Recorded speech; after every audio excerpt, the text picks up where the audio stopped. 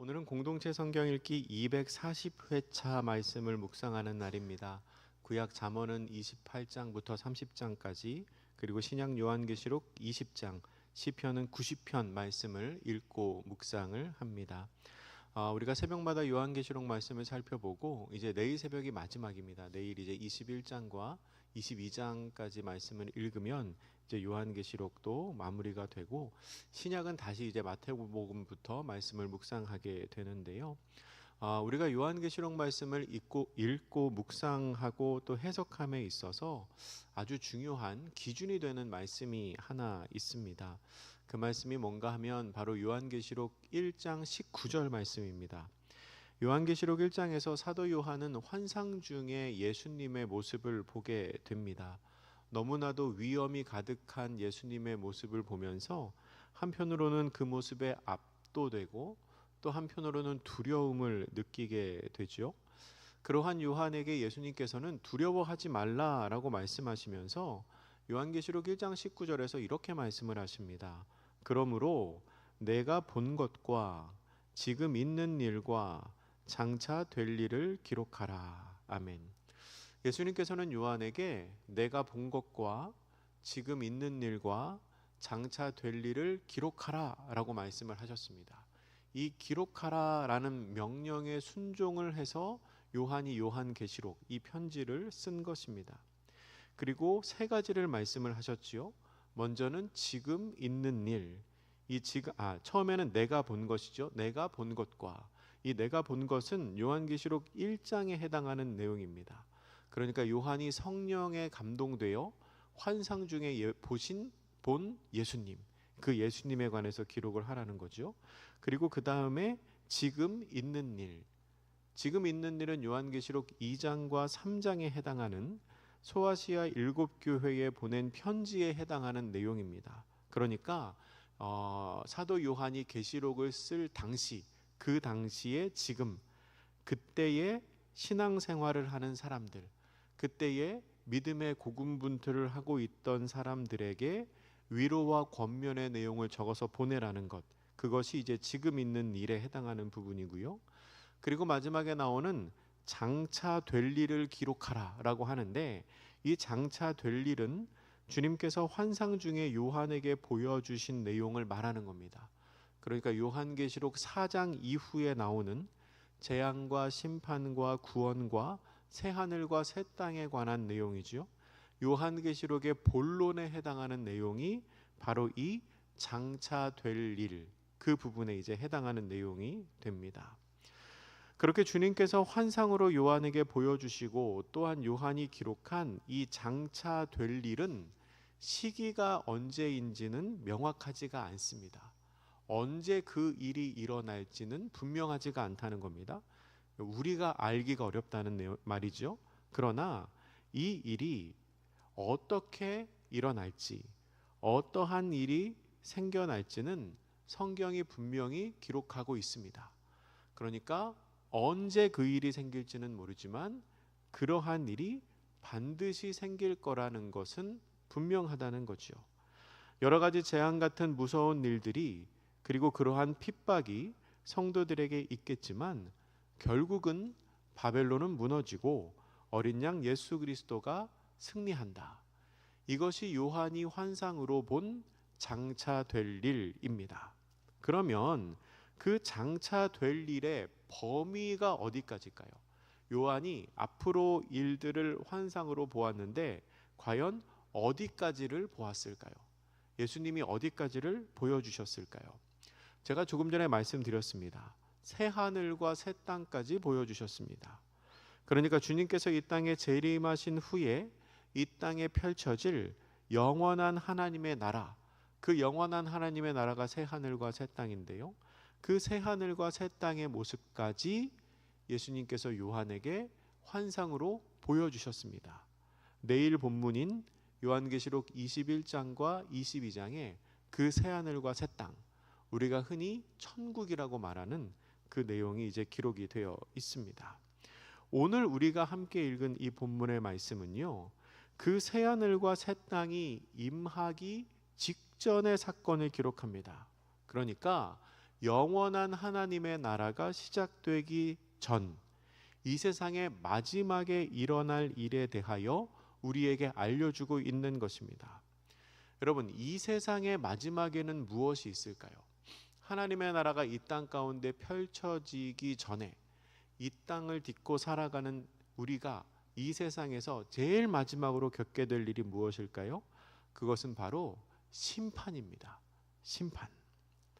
수많은 환란이 지나간 후에, 그리고 새 하늘과 새 땅이 시작되기 전에, 그 사이에 이 세상 모든 사람에 대한 마지막 심판이 있습니다.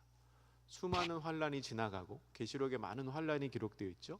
수많은 환란이 지나가고, 그리고 새 하늘과 새 땅이 펼쳐지기 전에 그 사이에 딱 심판이 있다는 겁니다. 그것을 성경은 흰 보좌 심판, 옛날 구역 개역 한글판에서는 백보자 심판이라고 불렀습니다. 흰 보좌 심판이라고 합니다. 우리 오늘 본문 계시록 20장 11절 말씀을 같이 한번 읽어보겠습니다. 20장 11절입니다. 시작. 또 내가 크고 흰 보좌와 그 위에 앉으신 이를 보니 땅과 하늘이 그 앞에서 피하여 간 데 없더라. 아멘. 요한은 환상 중에 크고 흰 보좌와 그 보좌에 앉아 계신 분을 봅니다. 보좌가 크다는 것은 광대함과 위엄을 상징합니다. 주님의 위엄을 상징하죠. 그리고 보좌가 희다, 하얀색이다 라는 것은 이 흰색이 순결함과 거룩함, 그리고 승리를 나타내는 색이기 때문에 그 보좌에 앉으신 분이 거룩하신 분이고 순결하신 분이고 승리하신 그리스도이심을 의미합니다. 그런데 이상한 게 있습니다. 11절의 하반절에 보면요, 땅과 하늘이 다 사라져 버렸다 그렇게 기록합니다. 땅과 하늘이 피하여 온데간데 없이 사라집니다. 예전에 7인이나 7나팔 재앙이 있을 때에는 사람들이 그 재앙을 피해서 땅과 바위 틈에 숨기도 했습니다. 그러니까 보면 사람들이 재앙을 피하려고 바위 틈에 숨어요. 근데 이제는 그 어디도 숨을 곳이 없는 겁니다. 땅도 없고 바다도 없고 돌 틈에 숨어서도 물 속에 들어가서도 이 심판을 피할 수가 없죠. 그 숨을 곳 자체가 없는 겁니다. 아무것도 없어요. 모든 사람이 다 심판대 앞에 서게 됩니다. 그렇게 영원할 것 같은 이 세상이 완전히 사라지고 땅과 하늘이 이제 없어졌잖아요. 그리고 21장 1절에 보면 이제 새 하늘과 새 땅이 시작되는데, 그 전에 아무것도 없는 상태에서 보좌 앞에 주님과 우리만 있는 상태에서 심판을 받게 된다는 겁니다. 요한이 그 보좌를 계속 보고 있는데요, 근데 그곳에는 보좌에 앉으신 주님만 계신 게 아니었죠. 12절과 13절 말씀 우리 같이 한 번 더 읽습니다. 12절 13절입니다. 시작. 또 내가 보니 죽은 자들이 큰 자나 작은 자나 그 보좌 앞에 서 있는데 책들이 펴 있고 또 다른 책이 펴졌으니 곧 생명책이라. 죽은 자들이 자기의 행위를 따라 책들에 기록된 대로 심판을 받으니 바다가 그 가운데에서 죽은 자들을 내주고 또 사망과 음부도 그 가운데에서 죽은 자들을 내주매 각 사람이 자기의 행위대로 심판을 받고. 아멘. 보좌를 이렇게 바라보니 보좌 앞에는 이전까지 이 세상에서 살다가 죽은 사람들이 다 서 있었습니다. 13절에 보면 바다와 사망과 음부가 죽은 자들을 내어준다고 기록을 하지요. 그러니까 당대에 살아있는 사람들뿐만 아니라 죽었던 사람들도 다 살아나서, 다 다시 살아나서 그 심판대 앞에서 심판을 받게 된다는 겁니다. 이 땅에 살았던 모든 사람들에 대한 최후의 심판이 그곳에서 행해지는 것이죠. 본문의 큰 자나 작은 자나라는 표현은 당시에는 일반적으로 상류층과 하류층을 구분해서 지칭할 때 사용되던 표현입니다. 큰 자는 지위가 높은 사람, 작은 자는 하층민들을 의미하는 말이죠. 그런데 이 말을 때로는 교회 안에서 신자와 불신자를 칭하는 말로도 사용했습니다. 그런데 어떻게 해석하든지 상관없이 그냥 모든 사람을 의미하는 말로 이해해도 좋을 것 같습니다. 지위의 높고 낮음, 부귀와 귀천, 그리고 믿음과 신앙에 상관없이 모든 사람들이 다 보좌 앞에 서게 된다는 것입니다. 그렇게 보좌 앞에 서 있는 사람들 앞에 그 보좌에는 책들이 있습니다. 책들이 있고 또 다른 책이 펼쳐 있다라고 기록합니다. 책이 두 종류입니다. 하나는 행위에 따라 기록된 책, 곧 행위책, 행위가 기록된 행위책이고, 또 다른 하나는 그 어린 양의 생명책입니다. 먼저 그 행위책을 보면 사람들의 행위에 따라 그 내용을 기록한 책인데, 그동안 우리가 살면서 했던 말과 행동이 하늘나라에 있는 각 사람의 행위책에 다 기록이 되어 있다는 겁니다. 그게 다 기록이 되어 있고 그 행동에 따라 시시비비를 가려 심판을 받게 된다는 겁니다. 이게 생각해 보면 참 무서운 이야기이죠. 우리가 했던 말과 행동이 다 책에 기록되어 있어서 마지막 때에 심판을 받는다. 그러면 참 마음 한켠이 뜨끔한 그런 말입니다. 특히나 믿음으로 말미암아 구원받는다는 것만 생각하면서 말씀의 실천이나 말씀의 행함에 게을렀던 그리스도인들에게는 행위로 심판을 받게 된다라는 이 말이 매우 당황스러울 수도 있을 것 같습니다. 그런데 여러분, 그렇게 행위를 낱낱이 살펴서 잘잘못을 가리기는 하지만, 그런데 그것으로 천국과 지옥이 결정되는 것은 아닙니다. 최후에 우리가 어디로 가는가, 새하늘과 새 땅으로 가는가, 아니면 불못으로 떨어지는가 하는 것을 결정하는 건 행위책이 아닌 생명책입니다.